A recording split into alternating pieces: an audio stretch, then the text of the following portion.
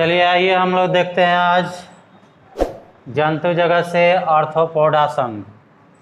Arthropoda संघ के बारे में बताया जाता है कि यह जंतु जगत का बहुत बड़ा संघ होता है। यानी इसके बारे में बताया जाता है कि पूरे जंतु का, जितने भी जंतु होते हैं उनका अगर 100% लिया जाए तो 75% जो है ये आर्थ्रोपोडा संघ वाले होते हैं। ठीक है, यानी सबसे बड़ा संघ जो होगा वो जंतु जगत का वो आर्थ्रोपोडा संघ होगा। तो सबसे बड़ा संघ है तो इनके बारे में बहुत ज़्यादा जानकारी भी लेनी पड़ेगी, क्योंकि ज़्यादा व्यक्ति के लिए, ज़्यादा जीव के लिए जो भी ज़्यादा होता है उसमें ज़्यादा जानकारी ऑटोमेटिक प्राप्त होने लगती है। तो ये जल स्थल दोनों जगहों पे निवास करते हैं, यानी हर जगह पे ये रह लेते हैं। अब जल में दो तरह का जल होता है, एक मीठा जल होता है और एक खारा जल होता है, यानी मृदु जल और लवणीय यानी नमकीन, जिसको समुद्री जल भी कहते हैं। क्योंकि समुद्र का जल कैसा होता है? नमकीन होता है, खारा होता है। तो ये मृदु जलीय भी होते हैं और समुद्री भी होते हैं। मृदु जलीय भी होते हैं, समुद्री भी होते हैं, और ये स्थल पर भी निवास करते हैं। ये स्थल पर भी निवास करते हैं, हर जगह पे ये रहने के लिए क्या हैं? अनुकूलित हैं। अनुकूलित का मतलब हर जगह अपने आप को अनुकूलित कर लेते हैं, रहने लायक कर लेते हैं। इसके बाद ये कहते हैं कि जो पहले से हम लोग पढ़ते आ रहे हैं कि ये स्वतंत्र जीवी होते हैं और परजीवी दोनों होते हैं। स्वतंत्र जीवी भी हो सकते हैं और परजीवी यानी दूसरे जीव पर भी निर्भर रह सकते हैं, यानी अपना भोजन खुद भी रिसर्च कर सकते हैं, खोज सकते हैं, और दूसरे पर भी निर्भर रह सकते हैं। दोनों प्रकार के होते हैं। इनका जो शरीर होता है वह द्विपार्श्व सममित होता है, ट्रिप्लोब्लास्टिक होता है और खंडित होता है, यानी अलग अलग हिस्सों में बटा होता है। ये मत समझना कि अलग हिस्सा का मतलब क्या हुआ कि ऐसे अलग हो गया, ये नहीं। अलग अलग हिस्सों का मतलब क्या हुआ? ये जैसे है, इसमें हिस्सा है ना जी, इसमें ढक्कन हो गया, इसके अंदर जो है इसका इंक वाला होगा, उसके बाद इसका कवर होगा, यानी ऐसे ही इनका जो है अलग अलग हिस्सा पाया जाता है। द्विपार्श्व सममित का मतलब पिछले वीडियो में कई बार हम बता चुके हैं, जिनके बीचों बीच अगर काटा जाए तो प्रत्येक पोर्शन बराबर हिस्सा में क्या जाए? बट जाए। तो और ट्रिप्लोब्लास्टिक यानी 3 प्रकार का जनन स्तर होता है। कितना होता है? 3 प्रकार का जनन स्तर होता है। वो कौन कौन होता है? Mesoderm, ectoderm, endoderm. अगर ये तीनों जिस जीव में स्तर पाए जाते हैं उनको ट्रिप्लोब्लास्टिक यानी त्रिस्तरीय जीव कहते हैं। अगर 2 हो, एक्टोडर्म और एंडोडर्म, तो उसको कहते हैं द्विस्तरीय यानी डिप्लोब्लास्टिक। ठीक है, ये ट्रिप्लोब्लास्टिक है। उसके बाद है कि इनमें मजबूत संधित उपांग होते हैं। देखिए, अंग होता है और अंग से जो जुड़ा हो रहता है उसको उपांग कहते हैं। तो संधित का मतलब होता है जुड़ा होना। तो जो उपांग होते हैं वो संधित होते हैं, यानी अंग से जुड़े होते हैं और वो मजबूत होते हैं। क्या होते हैं? मजबूत होते हैं। इनका शरीर संपूर्ण कठोर निर्जीव क्यूटिकल के बाह्य कंकाल से ढका होता है। जो शरीर होता है वो एक तरह का निर्जीव क्यूटिकल कंकाल होता है।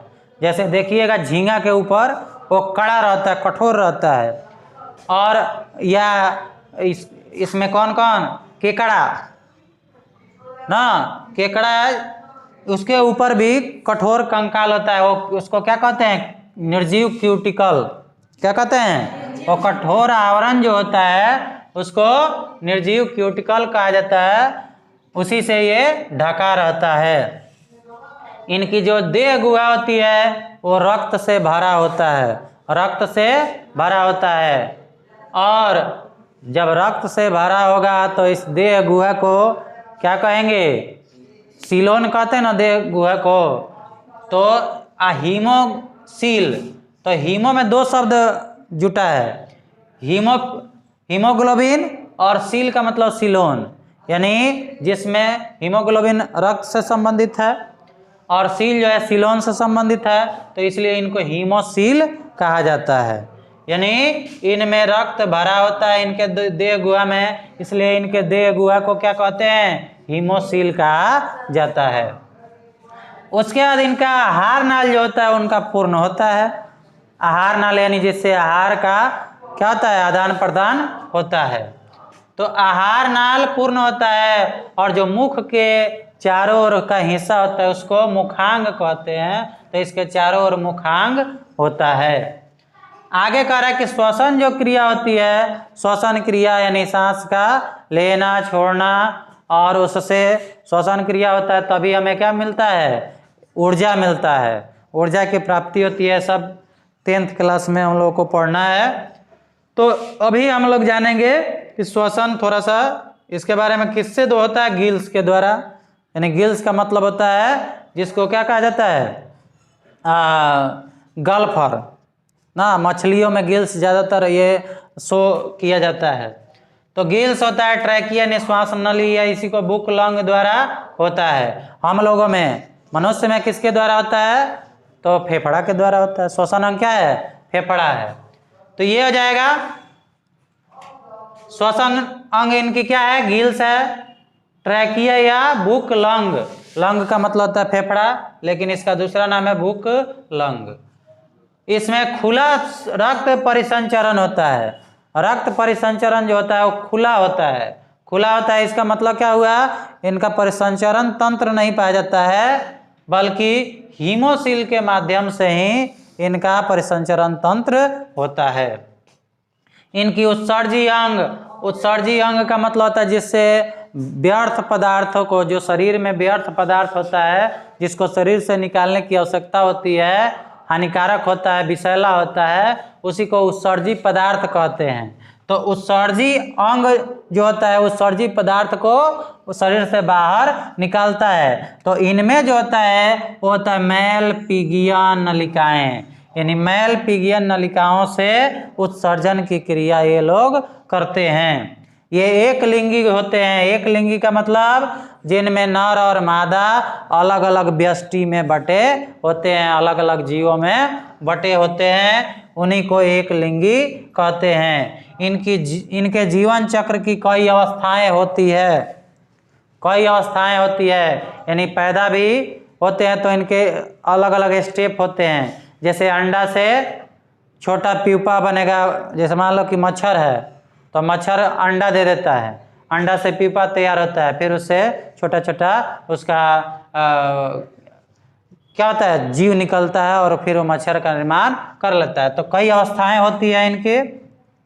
उदाहरण में पूछ देगा तो ये झींगा हो गया जिसको हम लोग खाते भी हैं। केकड़ा हुआ, तिलचट्टा, तिलचट्टा को नहीं खाते हैं लेकिन चाइनीज सब खा जाता है। क्या, तिलचट्टा हुआ, मच्छर हुआ, मक्खी हुआ, गोजर हुआ, बिच्छू हुआ, भृंग हुआ, ये सब जो है वो हम लोग अधिकांशतः हम लोग के समक्ष रहने वाले ये सब जीव हैं, इसलिए इनको सबसे बड़ा संघ कहते हैं। ये कहीं भी रह लेते हैं, हर जगह ये देखने को मिल जाते हैं। ठीक है, तो ये रहा आर्थ्रोपोडा संघ के बारे में संक्षिप्त परिचय।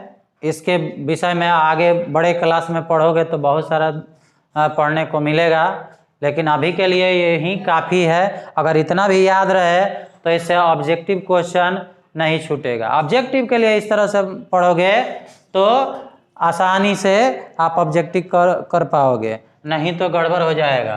पूछ देगा कि ये कैसे जीव है तो दे देगा ऑप्शन में मृदु जलीय, स्थलीय ना, समुद्री, तो तीनों ना होते हैं, और दे देगा कि वायवीय। तो ये जो है आप जाने रहेंगे तो इन सभी ऑप्शनों को आसानी से मार लेंगे। अगर कह देगा कि द्विपार्श्व सममित होते हैं या अरीय सममित होते हैं, तो अरीय सममित तो होते नहीं हैं, ये द्विपार्श्व सममित होते हैं। इनका शरीर द्विपार्श्व सममित होता है। खंडित होता है, ये सब जानते रहोगे तो किस तरह से आपको क्वेश्चन पूछा जाएगा। बहुत लोग जो है कहते हैं कि ये क्वेश्चन नहीं आएगा, वो नहीं आएगा। आप जानते हैं कि किस तरह से क्वेश्चन आएगा, कहीं से भी पूछ देगा। ये डिपेंड करता है किस पर, क्वेश्चन बनाने वाले के ऊपर, यानी टेस्ट लेने वाले के ऊपर होता है, एग्जामिनर के ऊपर डिपेंड करता है। तो कहीं से भी क्वेश्चन हो सकता है, किसी भी लाइन से दे देगा। ये जरूरी नहीं है कि केवल इनके बारे में थोड़ा सा दिल लिख दिए हो गया। आपको सब जानना है। जीव है, जीव विज्ञान पढ़ रहे हैं तो जीव विज्ञान के पढ़ने का अर्थ हुआ कि हर जीव के बारे में गहराई से जितना हो सके, ऐसे सब तो जानकारी हो नहीं सकता है, लेकिन जितना हो सके उतना रखना पड़ेगा जानकारी। ठीक है, तो मैं आशा करता हूँ कि जो लोग वीडियो देख रहे होंगे उनके लिए ये अच्छी जानकारी होगी। आप देखें, शुरू से अंत तक देखें तो मज़ा आएगा, क्योंकि आपको एग्ज़ाम में कहीं से भी क्वेश्चन पूछा जा सकता है। तो कैसा लगा वीडियो ज़रूर कमेंट कीजिएगा, अच्छा लगे तो लाइक कीजिएगा, और जो लोग अभी तक सब्सक्राइब नहीं किए हों तो चैनल को ज़रूर सब्सक्राइब कर लें और दोस्तों के साथ शेयर कर दें, और सब्सक्राइब करने के बाद बेल आइकन को दबाना नहीं भूलें। फिर मिलते हैं नेक्स्ट वीडियो में, तब तक के लिए बहुत बहुत धन्यवाद। आपका दिन मंगलमय हो।